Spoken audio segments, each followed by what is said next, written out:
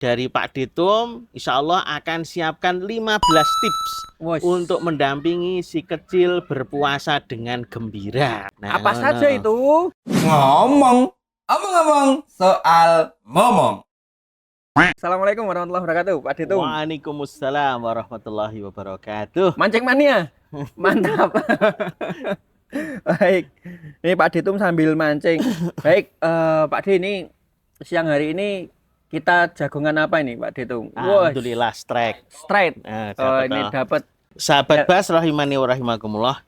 Seperti yang sudah kita rencanakan Mas Arif. Dari Pak Ditum, insya Allah akan siapkan 15 tips untuk mendampingi si kecil berpuasa dengan gembira. Nah, apa saja itu? Apa saja? Nah, apa saja kita satu persatu ya, satu persatu. Bagaimana nih tipsnya Pak Ditum? Yang pertama dulu nih Pak Ditum. Nomor satu ya, karena kita hamba Allah, kita memiliki Allah, kita melaksanakan tugas dari Allah. Ya.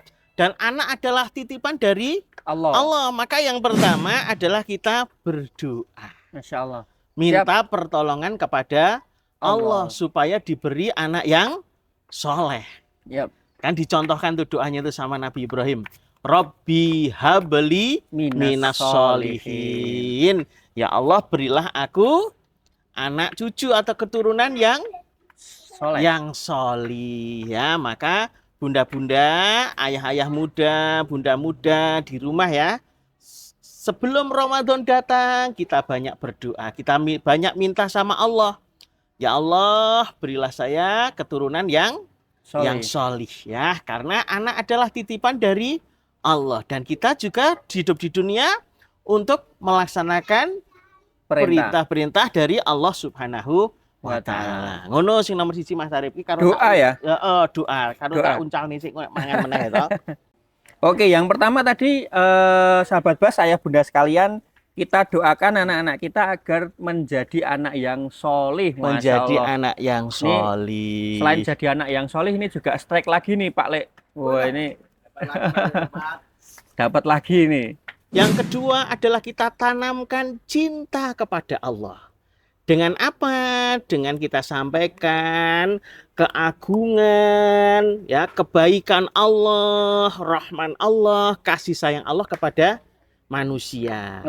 Ya, bahwasanya Allah ini baik, Allah ini sudah memberikan kepada kita, sudah menciptakan kita, memberikan bentuk yang sempurna. Allah sudah memberikan rezeki kepada kita sehingga kita kecukupan. Allah mengatur perjalanan hidup kita, selamat kita, gembira kita gitu. Nah, maka yang kedua adalah sampaikan tentang keagungan Allah supaya anak-anak ini kagum kepada Allah Subhanahu wa taala. Kita tanamkan mereka untuk cinta kepada Allah Subhanahu wa taala supaya mereka mudah untuk mencintai apa yang Allah perintahkan gitu. Insyaallah. Yang kedua berarti menanamkan cinta kepada kepada Allah Subhanahu wa taala. Nah, yang ketiga setelah anak-anak kita doakan, anak-anak ini sudah mereka tanamkan cinta kepada Allah Subhanahu wa taala. Maka yang ketiga kita ceritakan bahwasanya puasa ini adalah salah satu ibadah yang dicintai oleh Allah. Puasa adalah perintah Allah. Puasa adalah ibadah yang pahalanya langsung dibalas oleh Allah Subhanahu wa taala tanpa melalui perantara malaikat. Kenapa?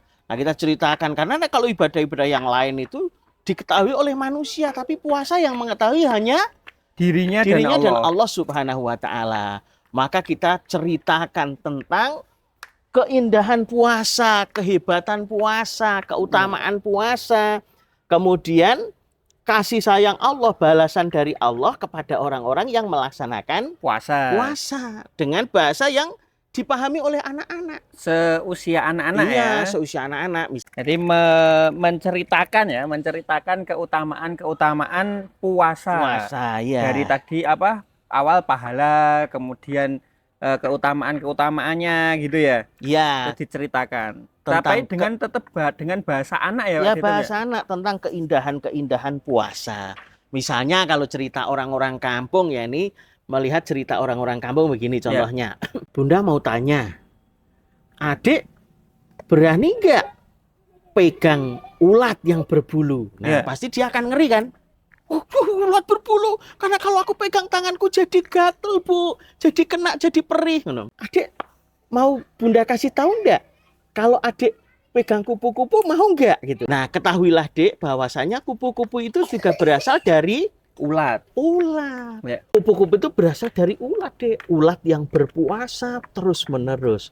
Akhirnya dia berpuasa, kemudian oleh Allah Subhanahu wa Ta'ala, dia diubah menjadi kupu-kupu, dari makhluk yang mengerikan, menakutkan menjadi makhluk yang indah dan menyenangkan. Ini berarti tadi yang dicontohkan ini masih bahasa-bahasa cinta ini ya. Bahasa cinta. Ini kan kelanjutan dari obrolan kita tentang parenting nabawiyah. Bagaimana dengan anak yang tufulah, tamyiz dan murahaqah. Ini untuk anak yang tufulah. Makanya kita bilang si kecil. Balita gitu. Ya. Balita itu. Yang keempat bagaimana? Kita beri contoh. Oke, teladan. Contoh atau teladan bahwa puasa itu memang indah, puasa itu memang bagus, puasa itu memang penting. Lah contoh teladannya bagaimana? Contoh teladannya adalah orang tua melakukan hal-hal yang memang menggambarkan bahwa orang tua ini menganggap puasa itu penting, mengagungkan ibadah puasa tadi. Misalnya orang tua gitu ya. Sore hari mau puasa gitu kan, orang tua mau buka belanja. Oh, belanjanya banyak, Bunda, biasanya sedikit. Iya, Dek, soalnya hari ini kakak puasa, ayah puasa gitu. Kita akan masak-masak buat menghormati yang puasa, untuk memuliakan yang puasa. Kemudian pagi-pagi orang tua bangun, Ibu kok udah bangun? Iya kan, Ibu ini mau puasa. Sahur gitu ya. Mau sahur gitu. Jadi berarti yang keempat adalah kita memberikan teladan ya. Teladan kepada putra-putri kita dalam beramal, khususnya puasa ini ya. Khususnya puasa. Oh iya. Ada yang tanya, oke. Yang tanya silahkan langsung aja.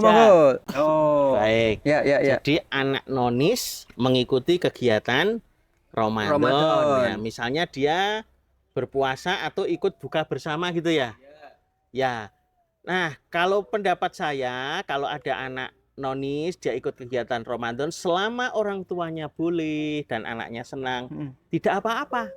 Dia ikut buka berpuasa, enggak apa-apa. Diajak seru-seruan malah. Justru itu adalah bagian daripada langkah nyata kita mensiarkan agama Islam. Jadi begitu. Dakwah juga ya, Pak. Dakwah juga untuk mengenalkan mereka supaya kita sambil berdoa mudah-mudahan suatu saat dia terkenang. Oh, aku cilik melu buka ning masjid, melu takjilan. Kok nyenengke aku gede meh dadi Islam kan. Siapa tahu. Siapa tahu begitu. Ada hidayah gitu ya. Ada hidayah gitu. Yang kelima adalah libatkan anak dalam persiapan atau dalam segala kegiatan ibadah Ramadan. Ya, misalnya di kampung ada kegiatan TPQ dan buka bersama, ajak. Kemudian orang tua belanja untuk berbuka, bisa diajak bareng-bareng. Menyiapkan masak sambil untuk berbuka, diajak bareng-bareng. Kemudian traweh diajak. Kemudian sahur, meskipun anak bisa jadi dia tidak mau sahur. Karena masih kecil dan belum wajib. Nah, tapi diajak bangun lebih bagus. Meskipun di sana cuma ikut makan aja, nggak apa-apa. Ibu Nurul Fatimah di Tengaran ini, bismillah. Izin bertanya, Pak Ustadz, idealnya usia berapa nggih anak diajarkan puasa? Adakah tips-tips untuk mengajarkan anak kecil puasa, misalnya dengan setengah hari dulu atau semampunya gitu? Masya Allah, kuwi jenenge pinter lih takon. Kan ngajari bertahap kan di poin berikutnya. Ya, betul. Jadi kalau umur kita pakainya standar syariat. Standar syariat itu kalau dalam pendidikan karanawiyah kan usia di sana ada fase tufulah. Tufulah itu masa kanak-kanak yang secara umum dibanderol usia 0 sampai 6 tahun. Ini tufulah. Nah, tufulah maupun dia mendekati tamyiz ya. Selama dia belum balik, belum wajib. Nah, nah ngajarinya sejak usia kapan? Ya sejak anak itu mengerti tentang kehidupan. Ya, patokannya adalah tidak ada patokan khusus usia, tetapi ketika sudah mulai mudeng gitu atau ngerti diajak ngobrol, diajak bicara gitu, Ya, mulai disampaikan ya Pak Dito. Ya, mulai dia melihat kan nggak harus disampaikan lisan, melihat kegiatan kita sehari-hari itu termasuk bagian dari penyampaian ngajari. Ngajari. Adapun mungkin yang dimaksud Umu tadi mungkin kapan sih anak praktek kali harus ya Pak Dito praktek ya? puasa ya? Kalau prakteknya di usia 5 tahun bisa mulai dicoba secara bertahap. Yang keenam, jadi pemaksaan dan bukan perintah tapi ditawar. Oke, penawaran. Karena seneng melu sahur ya toh, seneng menu-menu ditawarkan. Adik besok mau puasa, mau ikut puasa, mau ikut puasa. Nah, dia akan puasa. Ketika dia puasa sesuai dengan umur dan kekuatan tadi. Kuatnya setengah hari nggak apa-apa, namanya latihan. Namanya juga anak umur 5 tahun kan gitu. Tapi tidak ada perintah khusus bahwa anak harus dilatih setengah hari atau puasa asar, nggak ada patokannya. Selama dia kuat. Kenapa kok mesti penawaran bukan perintah atau paksaan? Karena kita bicaranya anak usia 5 tahun Bunda, 4 tahun, 5 tahun, 6 tahun. Nah kita bicaranya anak yang masih kecil. Ditawarkan. Kalau ditawarkan, kalau mereka melaksanakan, maka mereka itu akan melaksanakan dengan keinginan sendiri. Tapi kalau dipaksakan, bisa jadi mereka melaksanakan karena paksaan dari orang tua, yang jadinya kalau misalnya kita tidak bisa mendampingi sampai dia tamyiz dan murahakoh tadi, kalau paksaan bisa jadi nanti nggak bersama orang tuanya, dia nggak puasa karena paksaan. Tapi kalau dia adalah penawaran, adalah karena minat sendiri. Hasil dari kita tahapan 1, 2, 3, 4 tadi. Itu. Oke. Ketujuh ini Pak Dito nih, berlatih puasa secara bertahap ini ya Pak Dito. Nah, yang ketujuh bertahap tadi. Ya, bertahap. Jadi secara sekelas tadi sudah sempat terbahas ya Pak Dito ya. Sekuatnya dulu gitu ya tadi ya. Caranya tadi anak di bawah usia 6 tahun gitu ya. Misalnya anak usia 3 tahun, tapi dia udah ada minat-minat, enggak apa-apa. Lanjut ya. Nah, orang tua ini yang ngerti batasannya orang tua mesti. Oh, 3 tahun, jam 9 masih oke. Lihat jam 12 masih oke, bisa lanjut. Tapi kalau misalnya jam 9 wis rada teler-teler bocah gitu, wis ora pati kuat ya mungkin ditambahi sithik. Oh, orang tua bisa memperkirakan, oh ini anak nek tak los terus dia sakit. Nah, ini orang tua yang tahu. Nah, disitulah orang tua bisa ngambil peran gitu. Yang nomor 8 ini, tahapan ke-8 ini adalah berlatih tidur lebih awal. Pripun ini Pak Dito? Berlatih tidur lebih awal nih Pak Dito. Nah, yang ke-8 berlatih tidur lebih awal. Maksudnya adalah agar satu keluarga itu bisa bangun dengan fresh di waktu sahur. Oh, itu tujuannya. Tujuannya di sana. Karena ini bicaranya dengan anak-anak. Anak-anak itu rata-rata jam tidurnya lebih panjang. Nah, ketika tidurnya terlalu malam, misalnya orang tua ngajak terawih sampai jam 11 malam. Yo, kita istirahat supaya besok bangun lebih awal. Oh, Bunda, kita kok udah tidur jam segini, aku mau nge-game dulu. Nah, kita kan Bunda besok mau sahur, mau masak-masak yang enak buat adik. Kita bubuk dulu ya. Gitu. Kemudian nomor 9, tidak memaksa, tadi udah sampai. Yang ke-9 ini tidak memaksa ini Pak Dito, tidak memaksa di bagian apa ini ya? Ya, tidak memaksa tadi. Jadi di dalam pendidikan karakter nabawiyah di sana ada tahapan untuk usia tufulah itu harus dengan bahasa hati. Karena dengan bahasa hati itulah menumbuhkan cinta. Menumbuhkan iman. Nah, di karakter nabawiyah itu iman itu harus ditumbuhkan sebelum ilmu. Nah, bahkan iman harus ditumbuhkan sebelum Quran. Jadi yang diajarkan iman dulu. Nah, kalau anak dipaksa, takutnya nanti dia bahasa pendidikan karakter nabawiyah akan terluka.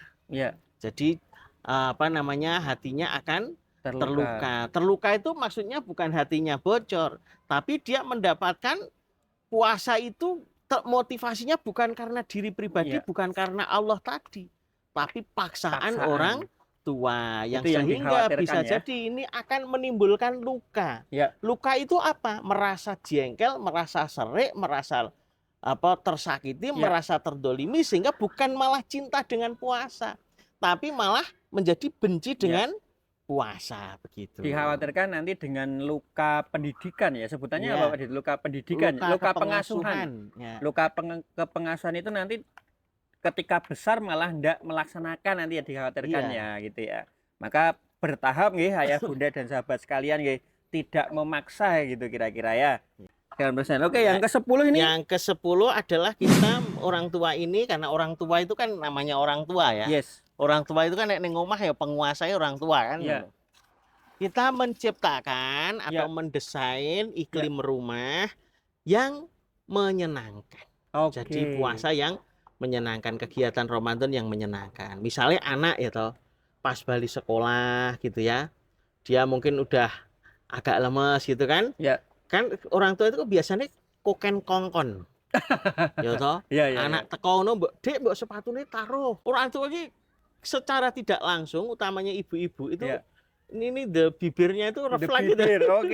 Refleks gitu loh, refleks kongkon lah. Pas puasa kita tahan dulu. Tahan dulu. Jadi yang mungkin kalau yang itu udah besar-besar yang sing kena kongkon ya, cah cilik. Tapi kadang cah cilik ya gitu, tidur ya Dek, Dek.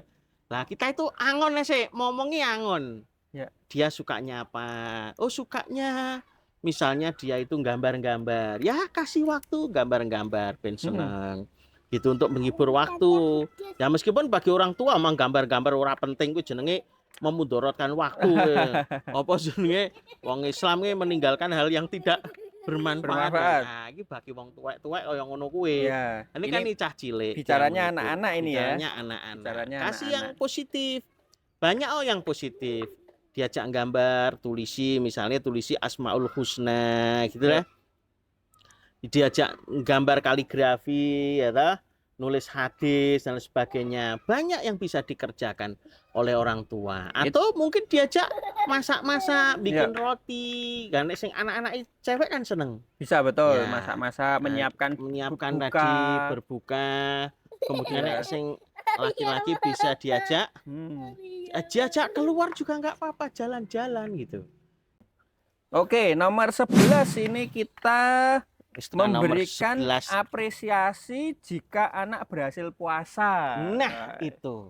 Wah, Bunda hari ini kagum sama kakak. Kakak puasa sampai maghrib ya, kuat ya kakak, ternyata hebat ya. Nah, gitu. Ternyata kakak juga kuat, padahal kakak baru umur 4 tahun. Apalagi kalau besok umur 10 tahun. Nah, itu banyak apresiasi. Nah, bisa juga ayahnya nanti ngasih apresiasi. Ya toh di akhir Ramadan, kasih apresiasi anak yang puasa, yang khatam Quran, apresiasi. Nah, kalau orang tua kebanyakan apresiasi niatnya rai kelas dadian. Anak kecil, yarhamukallah. Anak kecil beda lagi, kan ini kasusnya anak kecil apresiasi biar mereka lebih semangat. Gitu. Semangat. Apresiasi nggih, jangan lupa gitu ya. Jangan lupa tadi apresiasi. Nyambung nih, yang nomor 10 membangun kata anak muda, kata Mas Damar nih positive vibe gitu ya Pak. Bangun positive vibe. Positive vibe, terus kemudian dikasih reward, kasih hadiah gitu ya. Apresiasi. Baik itu verbal maupun visual, dengan muka yang merasa bangga, proud ya toh. Mami proud of you. Boy. Bolo. Masuk ke poin 12 ini sahabat Bas ya. Menghidangkan menu sahur dan berbuka favoritnya. Oh, makanan favorit nih Pak Ditum ya. Iya, namanya anak-anak juga. Ini memberikan motivasi, misalnya anak saya suka ayam crispy misalnya. Nah, mesti dia kalau lapar kan ayam crispy gitu kan. Nah, ketika mereka kita hari ini berpuasa ya, nanti bukanya tak ajak ke ayam crispy gitu loh. Gitu. Nah, ini misalnya sukanya buka es krim, ya nggak apa-apa es krim. Ini bagian daripada dia itu sudah otomatis memberikan motivasi kepada anak untuk anak melaksanakan tantangan yang kita berikan. Kan itu bagian daripada motivasi untuk anak itu merasa tertantang begitu. Nah, di situ yang paling paham adalah orang tua itu, bundanya atau ayahnya. Kita masuk ke poin 13 nih, Bapak Ibu, Ayah Bunda sekalian, sahabat Bas. Mengajari menghormati orang yang sedang berpuasa. Kita ngajari orang berpuasa, hormat pada orang yang berpuasa. Ketika anak kita belum berpuasa itu sebenarnya sedang melatih anak kita untuk mengagungkan puasa. Sama dengan melatih anak kita itu untuk berpuasa. Misalnya anak dijemput sekolah ya kan, anaknya kerengek, bunda es teh jumbo, misalnya atau es krim. Nah terus oh dek, ini kan bulan puasa, banyak orang berpuasa, kita ya ndak bagus makan di pinggir jalan, banyak orang puasa. Nah gitu kan malu kita, nah gitu sampaikan gitu.